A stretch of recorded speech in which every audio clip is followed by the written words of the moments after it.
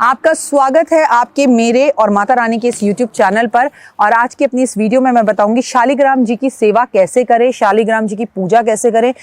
जिस घर में शालिग्राम की पूजा होती है वहां मोक्ष की प्राप्ति होती है, लक्ष्मी उस घर को छोड़कर कभी नहीं जाती, तुलसी उसी घर में पनपती है और ऐसे घर वालों की उम्र बहुत लंबी होती है जिस घर में शालिग्राम जी की पूजा होती है।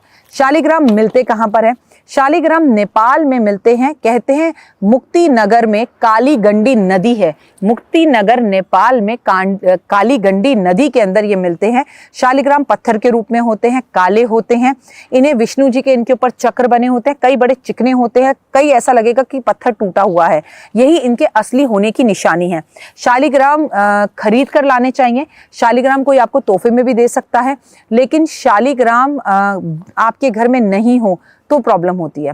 अगर कोई नहीं देता तो आजकल तो अमेज़न पर भी और हर जगह पर शालिग्राम आपको मिल जाते हैं। हमारे ऑफिस में भी पूजित प्राण प्रतिष्ठित अभिमंत्रित शालिग्राम आपको मिलते हैं। शालिग्राम अपने घर में पूर्णिमा, एकादशी और गुरुवार वाले दिन रखे जा सकते हैं। एक घर में केवल एक ही शालिग्राम रखा जा सकता है। हाँ, एक छोटे से शालिग्राम आप अपने घर के तुलसी में बाहर की तरफ रख सकते हैं। शालिग्राम मंदिर में रखें।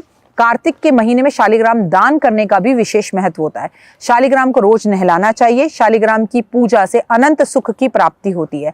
शालिग्राम बहुत बड़ा या बहुत छोटा नहीं होना चाहिए। शालिग्राम को महीने में एक बार पंचामृत से जरूर नहलाना चाहिए। शालिग्राम पर रोज एक तुलसी अर्पण जरूर करनी चाहिए। शालिग्राम को सर्दी में सर्दी के कपड़े और गर्मी में गर्मी के कपड़े देने चाहिए। शालिग्राम पर आप चांदी की आंखें भी लगा सकती हैं, क्योंकि उसमें कोई आंखें नहीं होती, वो देखने में एक पत्थर या गेंद की तरह होते हैं।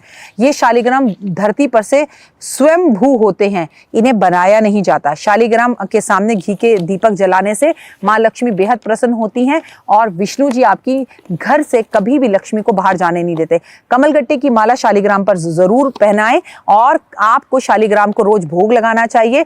नॉनवेज खाने वालों को अपने घर में शालिग्राम नहीं रखना चाहिए। और अगर आप नॉनवेज खाते हैं और सुबह नहा धोकर पूजा करते हैं तो कर सकते हैं, लेकिन नॉनवेज खाकर शालिग्राम की पूजा नहीं करनी चाहिए, क्योंकि अब ऐसे बहुत सारे लोग हैं जो आपके घर में नॉनवेज खाते होंगे पर आप नहीं खाती होंगी।